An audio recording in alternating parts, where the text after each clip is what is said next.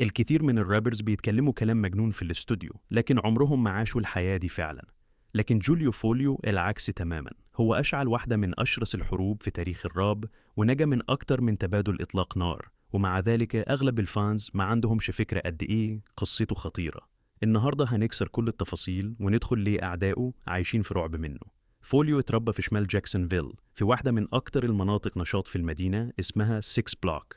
قال في مقابلة مع كام كابون نيوز إنه فقد أول صديق ليه وهو عنده 15 سنة، ولما وصل لعمر 20 كان خسر 15 من أصحابه في الشوارع. بعد ما طرد من المدرسة في الصف التاسع، اتبعت لمدرسة بديلة في منطقة الأعداء، وهناك بدأت الأحداث المجنونة. في أول يوم دراسة، واحد من منطقة الأعداء اتقتل وهو مستني الأتوبيس، وفوليو بدأ يسخر منهم على السوشيال ميديا. كتير من الطلبة يفتكروا إن ليه علاقة بالجريمة، وفي الآخر دخل في خناقة بسبب الموضوع. الخناق بالأيادي حاجة، لكن بعد آخر جرس الوضع قلب خطير. فوليو ركب الأتوبيس، لكن الأعداء كانوا متعقبينه، وأثناء ما كان ماشي في الشارع حد بدأ يطلق نار عليه هو وأصحابه. رصاصة أصابت جوليو في رجله وخلعت وركه من مكانه، واضطر يزحف عشان ينجو. وفي نفس الوقت اللي الرصاص لسه شغال، وصل لحديقة بيت واحدة ست من الحي وطلب منها المساعدة، لكنها قالت له يمشي من على أرضها ومساعدتوش. فوليو فقد الوعي وصحي لقى الشرطة والإسعاف حواليه.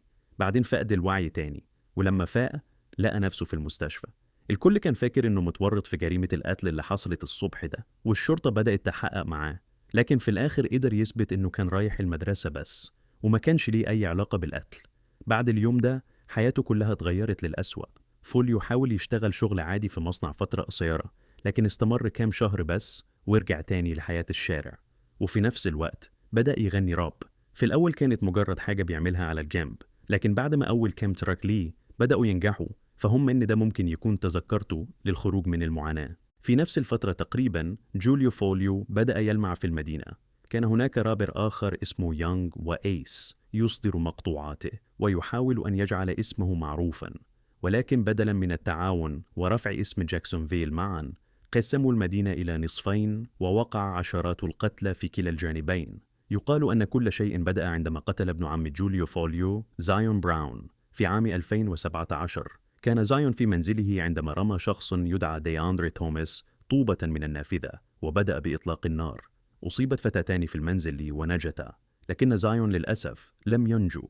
كان إيس وتوماس مقربين، وفي عام 2018 وجهت لهما تهم بسرقة موزع مخدرات وإطلاق النار. نجا إيس من القضية، لكن بعد عدة أشهر تكبد خسارة كبيرة، وارتفع عداؤه مع جوليو فوليو إلى مستوى جديد.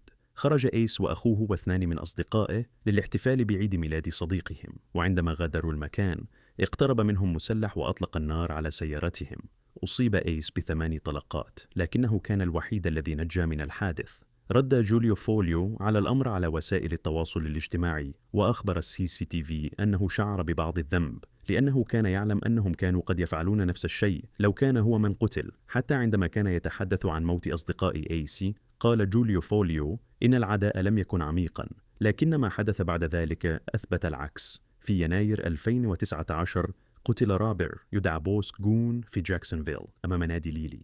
كان قد أفرج عنه من السجن بعد قضاء عقد كامل خلف القضبان، وتعرض والده لإطلاق النار نفسه الذي قتل بوس جون.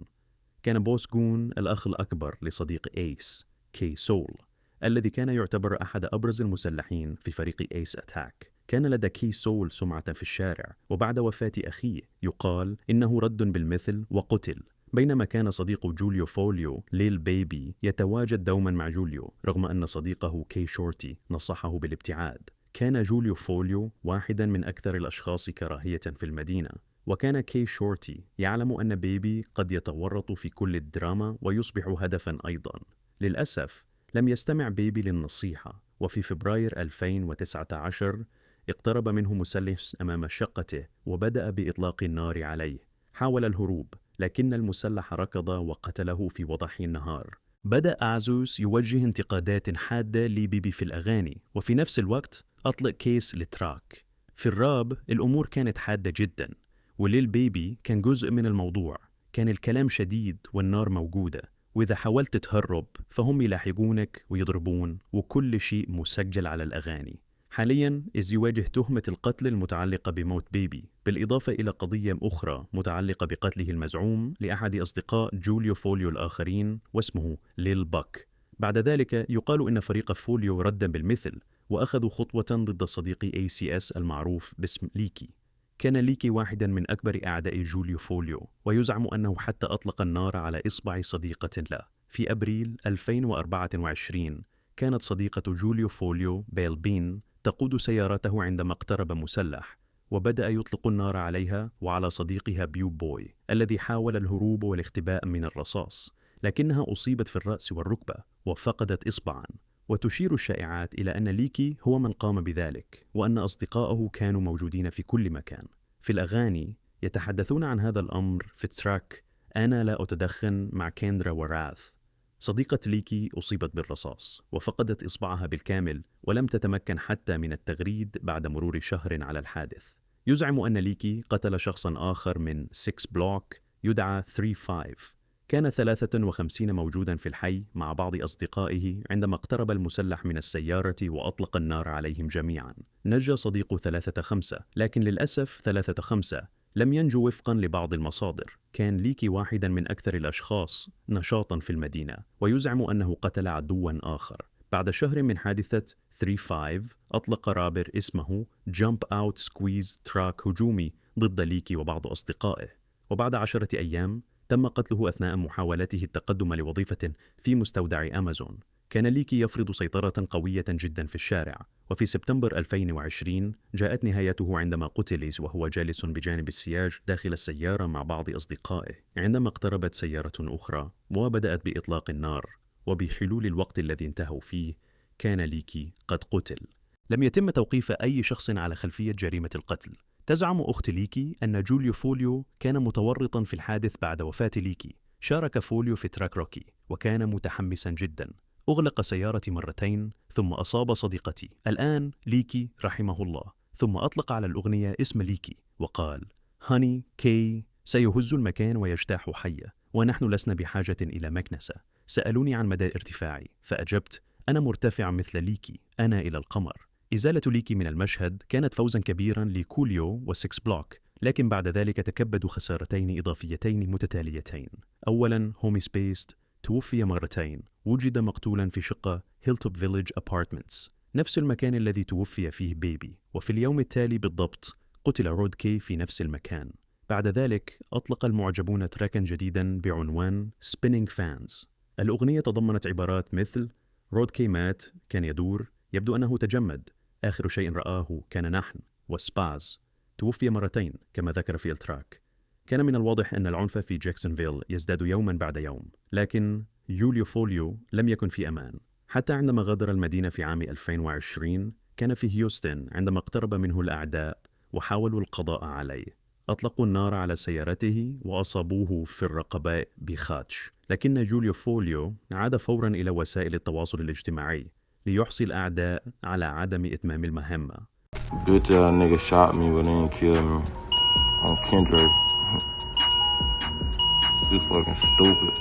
بمجرد أن تعرض جوليو فوليو للهجوم بدأت الشائعات تنتشر بأن إيس وفرقته هم من يقفون وراء ذلك. وعندما أطلقوا التراك Who I Smoke أكد فاست ماني جون هذه الشائعات في الأغنية. قال أخبرت روكيت عندما أسافر أحمل المسدس في هوستن، كنت أتربص في هذا المكان وأمسكت به وهو مستهتر في هيوستن، أطلقنا النار، أصيب وذهب للبث المباشر، صرخت اللعنة هذا الوغد لم يمت. أخذ تراك Who I Smoke الحرب في جاكسونفيل إلى مستوى آخر. إنه واحد من أشرس تركيات الهجوم في كل الأوقات، وبعد أن أصبح شائعاً وفيروسياً بدأ المزيد من الناس يلتفتون لما يحدث في المدينة. كان يونغ وإيس يطلقون الأموال على ووبر مع تشوبا، وفاست ماني جون أيضاً أطلق النار على جوليو فوليو وأصدقائه المتوفين. وحتى جوليو فوليو اعترف بأن التراك كان قوياً جداً، لكن جوليو فوليو لم يكن سيترك الأمر دون رد. وبعد عدة أسابيع رد بتراك When I See You ورفع مستوى الاستهزاء والرد. بدأ الفيديو بتقرير إخباري عن إطلاق النار الذي أدى إلى مقتل شقيق إيس واثنين من أصدقائه، كما طبع منشوراً يحتوي على صورهم ورقص أمامه وهو يسخر منهم بكلمات مثل إيس من الغرب كيف انضم إلى إيست سايد، لم يعد كما كان بعد أن رأى الثلاثة الآخرين يموتون. أنا 2 أو 3 وداعا. استعد للعمل كالرجال ببدلة وربطة عنق مثل أولئك الشباب. حضروا الهوي مثل 4 يوليو. لقد وقعوا في فخ أمام العالم كله. تريد أن تعرف لماذا؟ عام 2021 كان العام الذي انتشرت فيه الخلافات بشكل واسع، واستغل فوليو الفرصة لإطلاق كل أنواع الهجمات على إيس وأصدقائه في ريميكس التراك بيت بوكس. ويليام وصديقه كوجاك استهدفوا شقيق باسوس بوس جون، وأغنية رولين ديث أوبس ذكرت أنه أصيب برصاصة في الرأس. بيج بوس ذهب. أصبحوا خائفين الآن، وكان يستمع إلى الأغاني، وقالوا إنه الآن مع الرصاصة ذات 50 طلقة ستسقط شعوره. ثم ذكر كوليو أسماء العديد من الأعداء الذين قتلوا، وقال: بروسبير تم إطلاق النار عليه، 2 تم إصابتهما، ديزاي تم قتله، نيت تم إطلاق النار عليه، ليكي تم إصابته، سباز في حالة حرجة، وكوربين تم اختطافه. وجدت عظامه متعفنة. كان كوربين جونسون مرتبطا بنفس المجموعة التي ينتمي إليها ليكي، تماما مثل جمب أوت الذي قيل إن ليكي قتله. واحدة من آخر الأماكن التي شوهد فيها كوربين حيا كانت في مستودع أمازون، حيث كان لديه مقابلة عمل ذلك اليوم. وبعد أن غادر منزل والدته حوالي 9:30 مساء لم يرى مرة أخرى. تم تقديم بلاغ عن فقدانه بعد يومين، لكن لم يجده أحد إلا في العام التالي. بعد مرور عام كامل على اختفائه، وجدت جثة كوربين في الغابة ملفوفة داخل كيس بلاستيكي. لا يعرف أحد من المسؤول عن قتله، لكن يوليو فوليو كان يسخر منه منذ ذلك الحين. استمر فوليو في الضغط على الجانب الموسيقي عندما أصدر التراك قائمة الأخطاء الموتية في أكتوبر 2021. الجميع كان يعلم بالفعل أن الاستهزاء في فريق جاكسونفيل تريلز وصل لمستوى آخر، لكن فوليو رفع الأمور أكثر وسخر من أكثر من 30 عدواً قتيلاً. بدأ بسخرية من شخص يدعى بيج بيبي وبعض الأعداء الآخرين. بيج بيبي هو الشخص الذي قتل في أول يوم لخوليو فوليو في المدرسة الجديدة، وفي التراك غنى أنه أصيب برصاصة في الرأس وحاول الهرب إلى المسبح. بيج بيبي تم القبض عليه في الصباح عند الأتوبيس وهو متوجه إلى المدرسة. ولد ومات في الضواحي، وذكر الحادث في الأخبار. توب تم إصابته أيضاً. كان من المفترض أن يقوم بجولة موسيقية في عام 2016. جوليوس مالكوم قتل في تبادل إطلاق نار في سيكند أفنيو في منطقة شمال غرب جاكسونفيل. أشار جوليو فوليو إلى أنه أطلق النار على مالكوم وكوربين في نفس التراك، وقال إن مالكوم مات في سكند. علم هذا الشخص درساً. كوربين تم اختطافه، مما أثار التساؤل: كيف يمكن لرجل بالغ أن يختفي؟ بعد ذلك استهدف شخصاً يدعى إلدريدج الذي يزعم أنه تعرض لهجوم بسبب فضحه لأصدقائه، وغنى عنه جوليو فوليو. إلدريدج مات لأنه كان يفشي أسرار أصدقائه، وبغض النظر عن ذلك كان مصيره الموت. لكن جوليو فوليو لم يكن لينسى إيس، وأطلق المزيد من الرسائل في الأغاني، وقال في كلمات التراث: لا تنسى 2 3 1 و4 في المقعد الخلفي. إيس الناجي الوحيد. وإذا سألتني، فالشخص محظوظ إذا كان لا يزال يحاول الانتقام. تذكر أنه فقد 3 أشخاص في عام 2015. ديسي وجد مقتولا بعد عدة طلقات في الرأس والوجه. والده كان ضابط شرطة متقاعد، لكن ديسي كان عليه عدة تهم مثل حمل سلاح ناري مخفي ومقاومة الاعتقال والمزيد. أيضا شخص يدعى فيردي باترسون الذي تعاون سابقا مع ليل بيبي في أغنية قتل بعد أن طرق أحدهم بابه وفتحوا الباب فتم قتله على الفور. جوليو فوليو غنى عن كل الأعداء الجدد في التراك قائلا إنهم سيواجهون النار. ديسي حاول الهرب إلى الفناء وكان يجب أن يكون مسلحا. فريدي قال إنه الآن سموكينج بيبي، أي أنه أزال الخطر. كان جوليو فوليو بالفعل أحد أكثر الأشخاص مكروهين في جاكسونفيل، لكن كل هذه الأحداث زادت حجم الهدف على ظهره. وبعد شهر من إصدار تراك قائمة الموتى، اعترضه 2 من المسلحين خارج الاستوديو وأطلقوا أكثر من 100 طلقة عليه. I walk out the studio, I'm walking down like the carport to my car. As soon as I get to sit down a little bit, niggas go blowing, pop, pop, pop, pop. Anytime I walk anywhere, I got my gun in my hand, walking Welby in Jacksonville. Like, that's just how you gotta be. You have it in your hand or you have it on your person? In my hand. So I lean back, up my gun, go to shooting back. I shoot my whole clip and shit. لكن الأعداء في جاكسونفيل ليسوا الأشخاص الوحيدين الذين يجب على جوليو فوليو القلق بشأنهم. ظهر مقطع فيديو يظهر شخصاً عشوائياً يحاول استفزاز فوليو في المركز التجاري وجعله يظهر بشكل سيء أمام الكاميرا، لكن فوليو حافظ على هدوئه ولم يتفاعل. وفي نفس الفترة تقريباً انتشر مقطع آخر على الإنترنت يزعم أن جوليو فوليو حاول مواجهة NBA يونغ بوي بسبب عدم تواصله. قام فوليو وفرقته بالذهاب إلى فندق يونغ بوي وكانت الأجواء متوترة، ولحسن الحظ لم يحدث شيء خطير، لكن المعجبين كانوا قلقين من احتمال تورط يونغ بوي في الحرب في جاكسونفيل أيضاً. اتضح أن الأمر كله كان مجرد سوء فهم.